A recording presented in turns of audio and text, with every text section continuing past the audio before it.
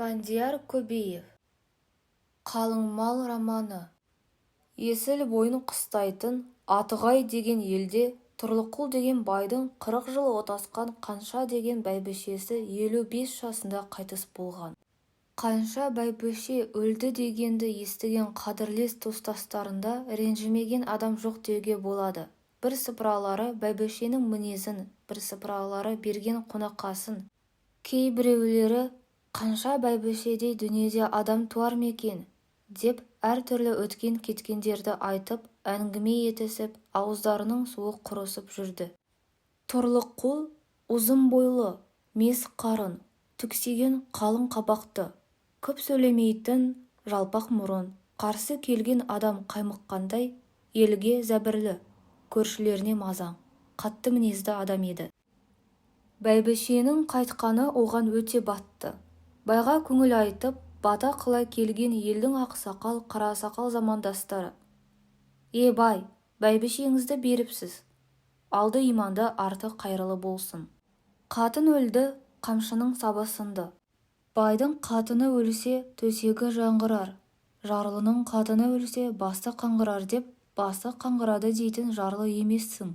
Жастың 60-қа келгеніне қарамай-ақ мал берсең, біреу ұзақ қызын әкеп тастар. Малға қызын кім бермеуші еді?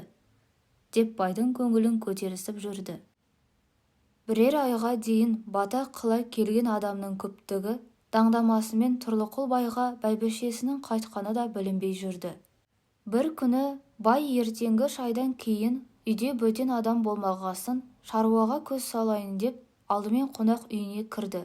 Ол үйдегі төсек орын бет келген жерде шашылып жатыр. Қызметкерлерінің де киімдері сол үйде. Пеш үстінде су болған байпақ, шұлғаулар жайылу тұр екен. Будан шығып шөбінің ішіне барса, онда арық жабағылар тұратын жұмсақ шөбінде толып тұрған сиыр шарбағында аттар сықырлап жүр. Аттар тұратын шөбінде қой қаптап жүр.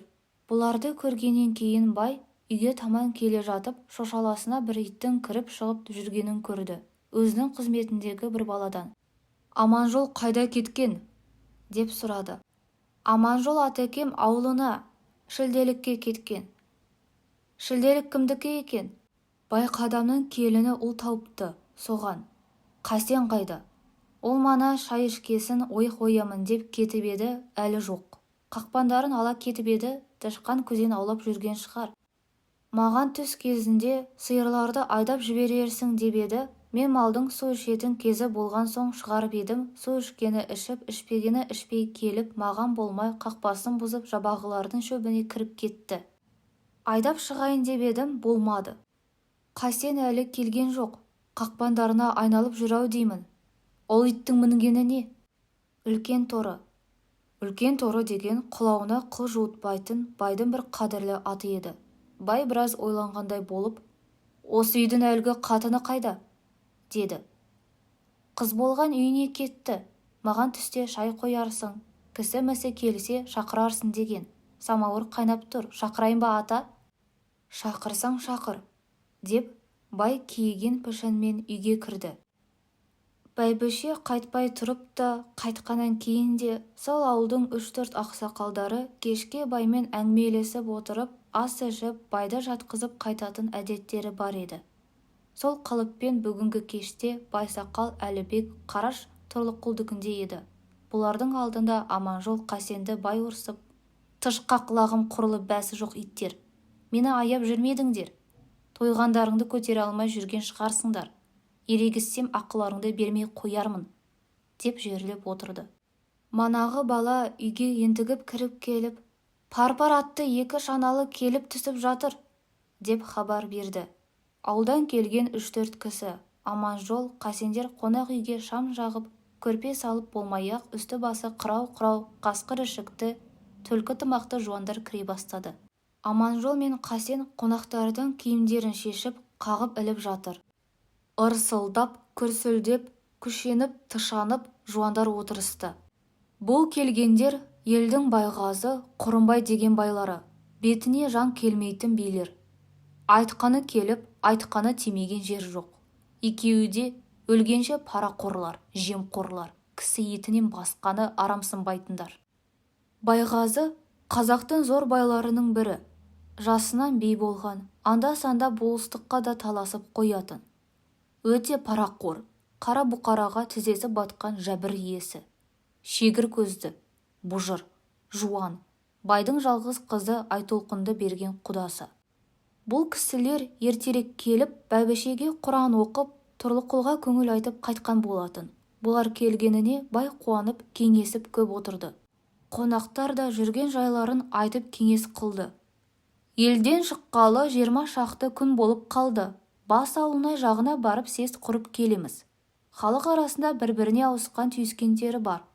Тоқты торымдай жанжалдары бар екен. Сондайларды бідіріп келеміз. Елде дау жанжал мұндай көп болар ма? Ел де бұзылып біткен ғой, әсіресе жесір дауақ көп екен. Күйеуін менсінбеген қыз байынан айрылатын келіншек. Кейбіреулер құдасынан айрылмақшы. Күрекенің пышағы май үстінде, қалтасы да толған шығар, деп Байғазы қарқылдап күлді. Қасқыр қой жемейді деп ешкім айтпас, деп о да қарқылдап күлді. Қасқыр болғанда Аралбай сорлының 10 сом қызыл қағазын алып 4 сиырының бірін жаман түйкеге әпердің-ау, деді. Сонда Құрымбай отырып, ол жаман болғанмен 7 сом ақша, Алтыбайдан қыстай жанжалдасып өзің әперген 5 тайыншамды асырап қыстан шығарып бермекші болды ғой, деп тағы қарқ-қарқ күлді де күмістеген мес шақшадан насыбайын атып алдындағы кішкене жез жылапшынға шат-шырт түкіріп ақ жастыққа шынтақтап қисая кетті. Байғазының әзілінен ұтылып қалдым-ау деген кісіше біраздан кейін басын көтеріп, байеке, өзінің түйедейі көрінбей, біреудің түймедейі көрінеді деген-ау. Мендекенің жирен атын алып, жесірін сарымсаққа бергеніңіз есіңізде бар ма? Деді. Мен аттың айыбы мен қалың малын қайтартпақшы болдым ғой. Ол итке мен болмаса мал қайда? Деп Байғазы тағы күлді. Осы қалыппен қонақтар қалжыңдасып отырып, Тұрлықұлдан шаруа жайын сұрады. Қыстай жылқының бетін көргенім жоқ. Аман деген хабар келеді. Биыл қыс жақсы ғой, деп бай үй шаруасының жүдеушілікке айналып бара жатқандығын айтып жігіттерін сөгіп отырды. Ауыз үйде отырған Аманжол Қасендер. Осы бай бізге не қыл дей береді? Усақуланымен 80 сиыр, 50 шақты арық-тұрақ жабағытай, 500 қойды қарауға екеуміздің шамамыз келе ме? Ақымызды да жөндеп бермейді, деп мұңайысып отырды. Байғазы тамағын кенеп, сиректеу біткен шоқша сақалын сипай түсіп, бәйбішеңіздің олай-бұлай болғаны болмаса, Құдай берген адамсыз ғой, бір жөні болар. Біз съезден тарқағанда елге тұра қайтсақ та болатын еді. Бұрылып келіміздің мәнісі, сізге бір адам тауып келіп отырмыз. Екінші ауылда Итбай деген дүмше молданың жасы 14-15-терге келген қызы бар екен. Бітуана болса, соны айттырсаңыз қалай болар екен? Ол ауылға ар жағынан іңгір мезгілінде келіп едік. Әлгі байқұстың үйі ауылдың шетінде, өзі далада тұр екен. Амандасып жөн сұрағаннан кейін, енді қайда барасыздар? Қонып баталарыңызды беріп кетіңіздер деп жібермеген соң қондық, деді. Ол қай Итбай? Деп Тұрлықұл елең ете түсті. Ана жылғы өзіңіз зекетке құйрығы құрттаған бозала тоқты беретін молда. Ол бәйбішенің ұсқатына да бір тайынша алған, сол Амантай ауылында болушы еді.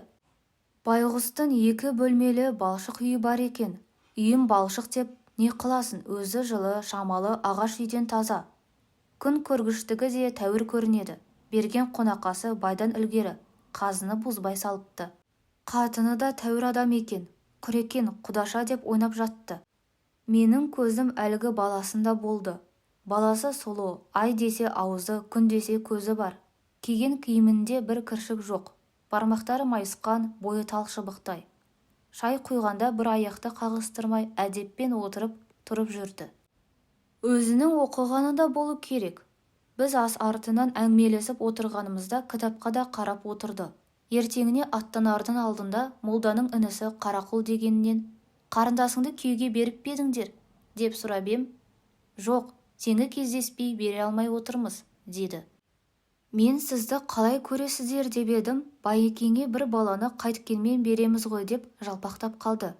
Сіз ұната ма, ұнатпай ма деп, біз Итбайдан тіл тартпай келдік. Егер орнын ұлқысын басаңыз, баласында мін жоқ, деп Байғазы тоқтады. Тұрлықұл біраз тоқталып ойланыңқырағандай болып, ондай ретті адам болса көрерміз. Есік көргенді алма, бесік көргенді ал деген мақал бар еді. Өз көңілім де қыз алмақ. Маған бермегенмен де малға береді ғой, деп көтеріліп бір қойды. Бір сыпыра әңгімелесіп отырғаннан кейін бай Аманжол Қасенді шақырып алып, мына билер шаршаған шығар, төсек салындар, деді. Билер көшенісіп, ырсылдасып далаға шықты. Төсек салынып жатыр. Билер келгесін күтіп тұрған Аманжол Қасен мәселерін тартып, шалбарларын алып шешіндіріп, көрпелерін жауып, шам сөндіріп шығып кетті. Жастыққа басы тимей-ақ Құрымбай, «Байеке, осы Есмұраттың әкем тіріліп келсе де бермейім деп жүрген қара тазысын қалай алдыңыз?» деді. Ол ит қайбір сыйлап берді дейсіз, қорыққаннан берді ғой. Қалай? Оның мәнісі бұлай. Былтырғы өлген інісінің қатыны сұлуша, жас адам болатын. Есмұратты кәрісініп, іргеден шықпақшы білем. Оны Байғазы сезеді-дағы тазысын сұратады. Енді бермеске амалы бар ма? Бірақ тазының өзі де айтудай бар екен. 2 күнде Шалқанжан 3 түлкі алғызды. Жазғы тұры көк соқтада қасқырға салам деп жүр. Ол қаттының төркін жұрты да маған күзден бері дамыл беруді қойды. Бірақ шығымы жоқ жаман иттер ғой. Тіске сыздақ болғандай еш нәрсенің жөнін көрсетпегенсің, мен де ырық бермей жүредім, енді осыдан барғасын қазақшылық қып Есмұратқа басып неге қиғызатын шығармын. Байеке, олай болса 2 жылдан бері біздің Жиенбайға адамның жөні келмей сорлап жүр ғой.